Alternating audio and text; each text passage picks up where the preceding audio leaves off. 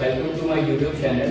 I'm Ashish Trivedi and I have created an online YouTube channel for the online study of the class 10th, 11th, 12th related to the subject physics, maths and computer. So if you want to study online, do one thing, just subscribe my channel and press the bell icon. So whenever I put any type of important and very important video, you will get notified.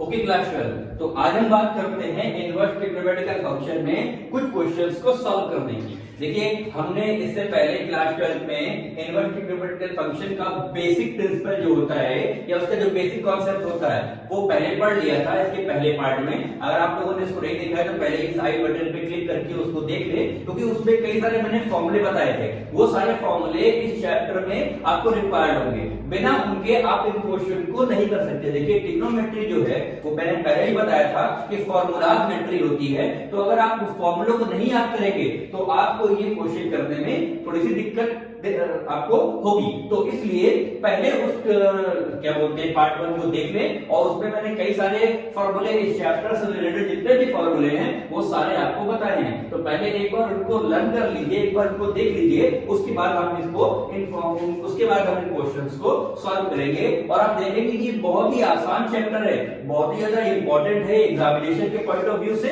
और बहुत ही आसान chapter है। हमारे पास कुछ questions हैं, हम इन्हें solve करना देखेंगे हम किस प्रकार से इन्हें सॉल्व कर सकते हैं। तो देखिए सबसे पहले हमारे पास एक क्वेश्चन दिया हुआ है, जरा ध्यान दें क्या कह रहा है ये। इफ साइन इनवर्स, देखिए ये इनवर्स का सिंबल होता है, इफ साइन इनवर्स 1/3, मतलब साइन इनवर्स ने एक वैल्यू दी है और वो एक इक्वल दिया हुआ है। If sine inverse 1/3 is equal to a, then find the value of cosec a। तो देखिए इस तरह के क्वेश्चन को करने के लिए हम लोग इसको साइन इनवर्स 1/3 जो कि लिखा हुआ है हमने इसको ले लिया और ये इक्वल a कर दिया। अब मैंने आपको बताया था कि ट्रिग्नोमेट्री और ट्रिग्नोमेट्रिक इनवर्स एक दूसरे के रिवर्स प्रोसेस होते हैं, जो कि तो इसलिए हम लोग इस साइन को अगर इस तरफ ले जाएं तो 1/3 जो है वो साइन a की वैल्यू हो जाएगी। तो साइन a की वैल्यू जो है वो 1/3 के इक्वल हो गई। अब हमको निकालनी है किसकी वैल्यू, cosec की। तो आप जानते हैं cosec साइन का रिवर्स होता है। तो अगर हम बात करें cosec a की तो 1/sin a के इक्वल होगा, और हम 1/1/3 रखने से हमें इसका आंसर 3 मिल जाएगा। तो ये सबसे पहला आंसर जो cosec a की वैल्यू है वो 3 के इक्वल हो जाएगी। तो ये हमारा पहले क्वेश्चन का आंसर हो गया। बात करते हैं सेकंड क्वेश्चन की। सेकंड क्वेश्चन में हमें क्या दिया हुआ जरा देखें। If sin inverse x is equal to π/3, ये एक रेडियन में इसका एंगल गिवन है, इसकी वैल्यू, तो कह रहा है then find the cos inverse x, मतलब cos इनवर्स x की हमें वैल्यू निकालनी है। तो as all we know that कि sin इनवर्स और cos इनवर्स में एक इनइक्वालिटी होती है जिसे हम लोगों ने पढ़ा था, जो कि आइडेंटिटी के फॉर्म में होती है यहां पर, और उसे ये कहा जाता है sin inverse x plus cos inverse x is equal to π/2। ये हमने आपको फॉर्मूले में बताया था। तो इसी फॉर्मूले में अगर हम sin इनवर्स x की वैल्यू π/3 रख देते हैं तो let us put the value of sin inverse x here. तो π/3 plus cos inverse x is equal to हो जाएगा π/2, और यहां से ट्रांसपोजिशन के थ्रू हम cos इनवर्स x की वैल्यू भी निकाल सकते हैं। इसको आप एलसीएम ले लीजिए, एलसीएम यहां पे 6 आएगा, 3π माइनस 2π, ये आपका answer π/6 and that will be your answer. बात करते हैं थर्ड क्वेश्चन की।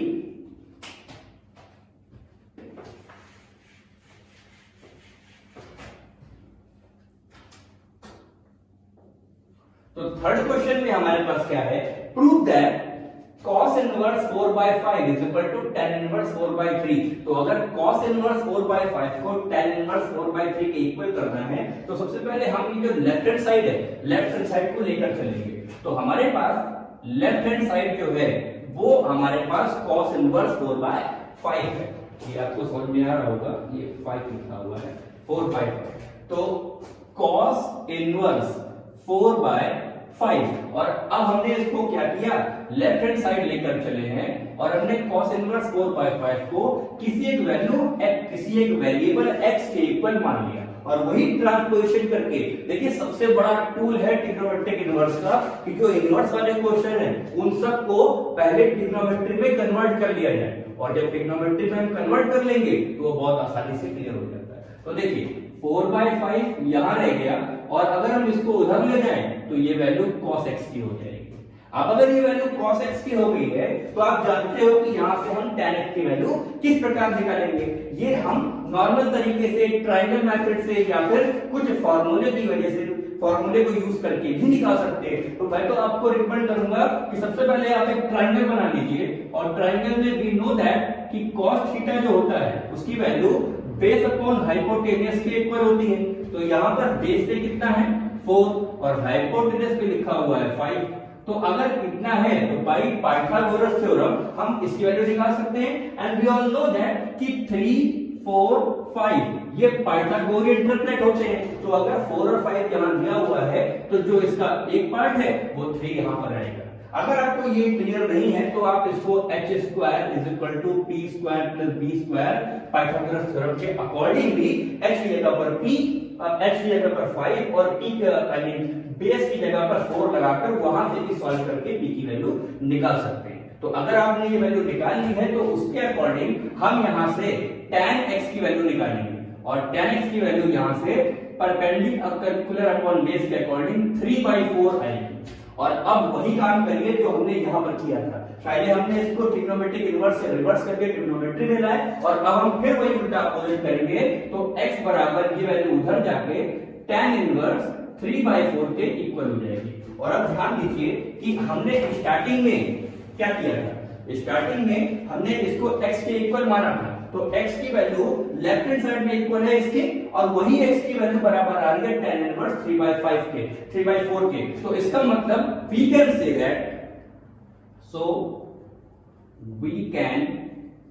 say that cos inverse 4/5 is equal to tan inverse 3/4। ये हमारा क्वेश्चन 2 हो गया या शो हो गया। तो ये हमारा थर्ड क्वेश्चन हो गया। अब हम बात करते हैं इसके लास्ट क्वेश्चन की, क्वेश्चन नंबर 4 की।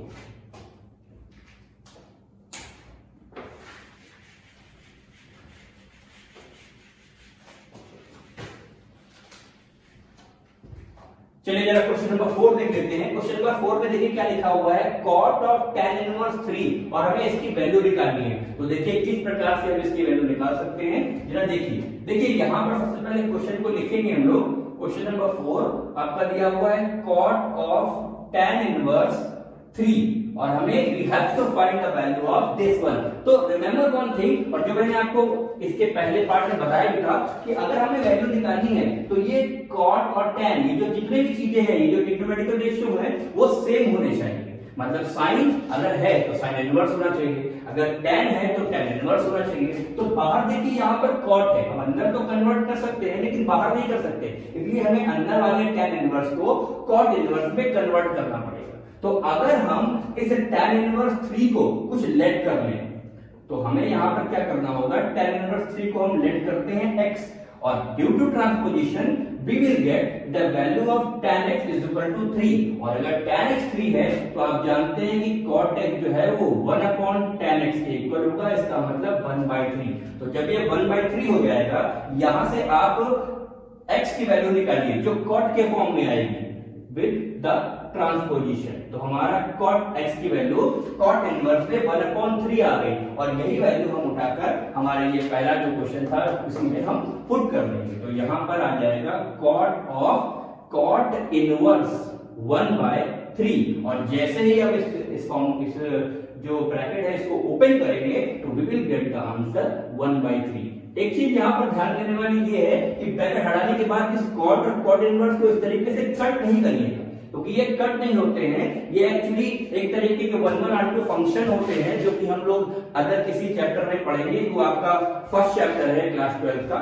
तो खैर इसीलिए ये यहाँ पर एक दूसरे के रिवर्स होते हैं। तो रिवर्स की कंडीशन में इनको कैंसिल आउट नहीं किया जाता, बस केवल एक तरफ से हम इनको दोनों को हटाकर जो बाकी का बचा है वो एज आंसर गिव कर सकते हैं। तो ये हमारे 4 क्वेश्चंस और उन चारों क्वेश्चंस के आंसर हमने देखे। अभी और भी क्वेश्चन इसमें हम करने वाले हैं, तो देखते हैं वो क्वेश्चंस। ये हमने 4 क्वेश्चन देखे। अब नेक्स्ट जरा फिफ्थ क्वेश्चन देखिए।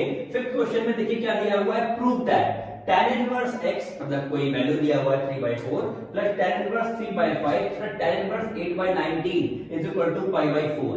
मतलब हमको यहाँ पर मैंने आपको फर्स्ट पार्ट में बताया था और आपको पता भी होगा कि tan inverse x plus tan inverse y का एक डेडिकेटेड फार्मूला होता है, लेकिन यहाँ तो 3 चीजें हैं, तो आप चाहें तो tan inverse x plus tan inverse y का फार्मूला लगाकर उस वैल्यू को सॉल्व कर लें और उसको इसके साथ करके फिर आंसर आ सकता है। लेकिन मेरे पास एक और इंपॉर्टेंट फार्मूला है जो आपको 1 गो में ये तीनों चीजों का एक साथ करके दिखा देगा। तो देखिए जब भी कभी 3 tan इनवर्स एक साथ दिए हो, मतलब किस तरीके से tan inverse x plus tan inverse y plus tan inverse z is equal to, तो उसका फार्मूला ये होता है। इसे आप स्क्रीनशॉट ले लीजिए। हम इसी में इन सारी वैल्यूज को जो कि x के प्लेस पे ये, y के प्लेस पे ये, z के प्लेस पे ये है, ये हम यहाँ पर पुट करेंगे और अपना आंसर यहाँ से हम प्राप्त करेंगे। तो देखिए tan इनवर्स x हमारे पास 3/4 है प्लस tan इनवर्स 3/5 और प्लस tan इनवर्स 8/19 और ये सारी वैल्यूज अगर हम इस इक्वेशन में पुट करते हैं तो we will get tan inverse 3/4 plus 3/5 और प्लस 8/19 माइनस 3/4 इंटू 3/5 इंटू 8/19 और अपॉन में 1 minus xy 3/4 into 3/5 minus yz 3/5 into 8/19 minus zx 8/19 into में 3/4। तो इसे आपको सॉल्व करना है, बस केवल एलसीएम लेकर इसे हम सॉल्व करेंगे और सॉल्व करके हमारा ये आंसर π/4। तो π/4 कैसे आएगा, देखिए इसको सॉल्व करते हैं। तो जब आप इस क्वेश्चन को सॉल्व करेंगे, इस पूरी सिचुएशन को एलसीएम लेकर सॉल्व करेंगे, तो you will get tan inverse of 1, क्योंकि ये सारी वैल्यू आपस में एलसीएम लेने के बाद आपस में कट जाएगी। तो जैसे ही हम इसे सॉल्व करेंगे तो ये tan इनवर्स 1 और 1 को हम लोग tan π/4 रख सकते हैं और जैसे ही हम ये ब्रैकेट हटाएंगे यहाँ पर आंसर आएगा π/4 और वही हमारा आंसर। तो ये देखिए कितनी आसानी से इस फॉर्मूले को यूज करके हमने एक क्वेश्चन को, जो कि एक लॉन्ग क्वेश्चन है, उसे सॉल्व कर लिया। तो देखिए वही मैं बता रहा था आपको कि ये फॉर्मूला की मेट्री है, इसीलिए आपको इसमें हर तरीके के फॉर्मूले पहले याद करने पड़ेंगे, उसके बाद ही आप उस वेक्टर को लगा सकते हैं। नेक्स्ट क्वेश्चन देखते हैं।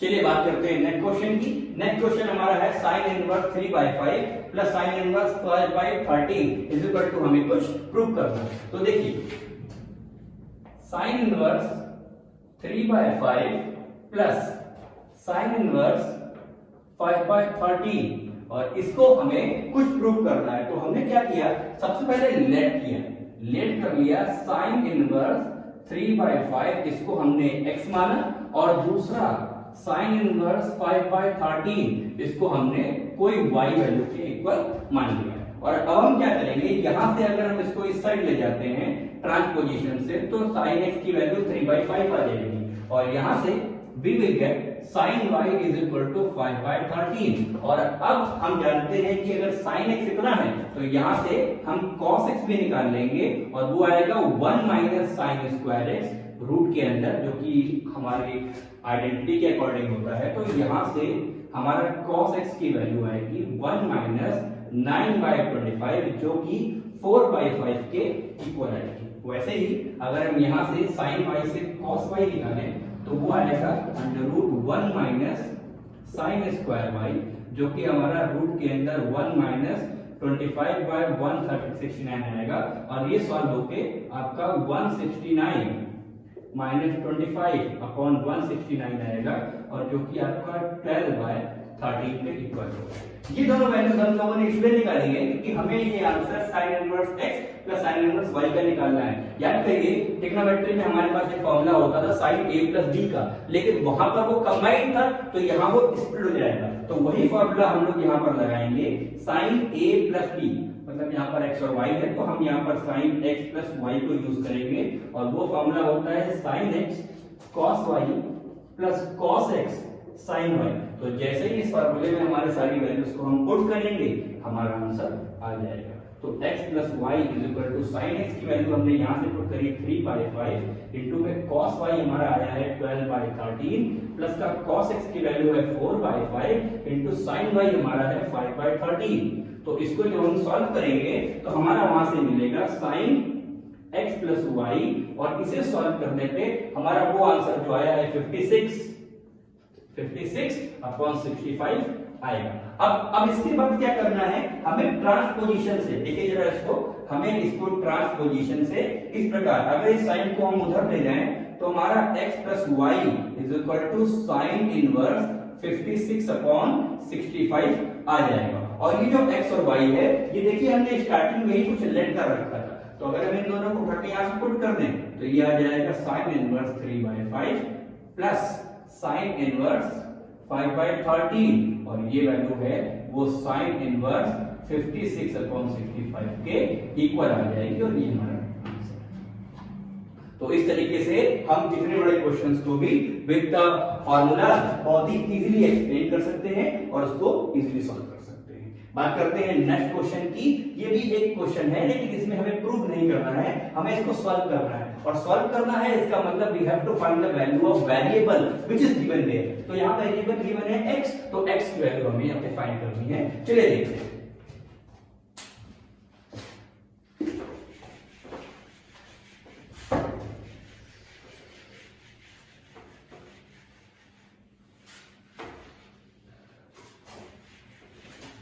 ओके, तो हम इसे सॉल्व करेंगे। देखिए जरा ये क्या दिया हुआ है, tan inverse 2x plus tan inverse 3x is equal to π/4। तो आप as you all know that कि tan इनवर्स x पर tan इनवर्स y का एक डेडिकेटेड फॉर्मूला होता है और वो होगा tan inverse x plus y upon 1 minus x into y। तो ये इसका फॉर्मूला हो गया और इसको बराबर हम लोग π/4 लेकर चलेंगे क्योंकि हमें इसे सॉल्व करना है और x की वैल्यू निकालनी है, इसलिए हमें ये दोनों लेफ्ट हैंड और राइट हैंड दोनों टर्म को एक साथ लेकर चलना पड़ेगा। तो देखिए हम लोग जब यहाँ पे इसे सॉल्व करेंगे तो ये tan inverse 5x upon 1 minus 6x square आएगा बराबर में π/4। तो 5x upon 1 minus 6x square, इस tan को अगर हम उधर ले जाएं तो ये tan π/4 आ जाएगा और tan π/4 की वैल्यू 1 होगी। तो यहाँ पर आ गया 5x upon 1 minus 6x square is equal to 1। तो इसे जब हम सॉल्व करेंगे with the transposition and cross multiplication तो we will get a quadratic equation, जो कि क्वाड्रेटिक इक्वेशन इस फॉर्म की आपकी आएगी 6x स्क्वायर प्लस का 5x minus 1 is equal to 0। अब हमें क्या करना है, बस इस क्वाड्रेटिक इक्वेशन को सॉल्व करना है और इस क्वाड्रेटिक इक्वेशन को सॉल्व करने पर हमें दो रूट्स मिलेंगे जो हमारे आंसर होंगे 6x स्क्वायर प्लस का 3x या फिर हम लोग प्लस का 6x minus x minus 1 is equal to 0। इन दोनों में 6x को कॉमन लिया, x plus 1 minus 1 x plus 1 is equal to 0। So we will get two factors here, x plus 1 and this one। अब इन दोनों को इंडिविजुअली अगर हम बराबर 0 करते हैं तो हमारा दो सॉल्यूशंस हमें यहां से मिलेंगे। तो ये दोनों हमारे आंसर होते हैं। तो इस प्रकार आपने देखा कि हम ट्रिग्नोमेट्रिक इनवर्स ट्रिग्नोमेट्रिकल इक्वेशन के फार्मूलों को याद करके इनके क्वेश्चंस को बहुत ही इजीली लगा सकते हैं। तो आप भी इस चैप्टर से रिलेटेड सारे फार्मूलों को याद कर लीजिए और याद करके इसके क्वेश्चंस को लगाने की प्रैक्टिस करिए। और अगर आपको कोई क्वेश्चन में डाउट होता है तो आप डिस्क्रिप्शन में ये मेरे व्हाट्सएप नंबर पे मुझे मैसेज कर सकते हैं।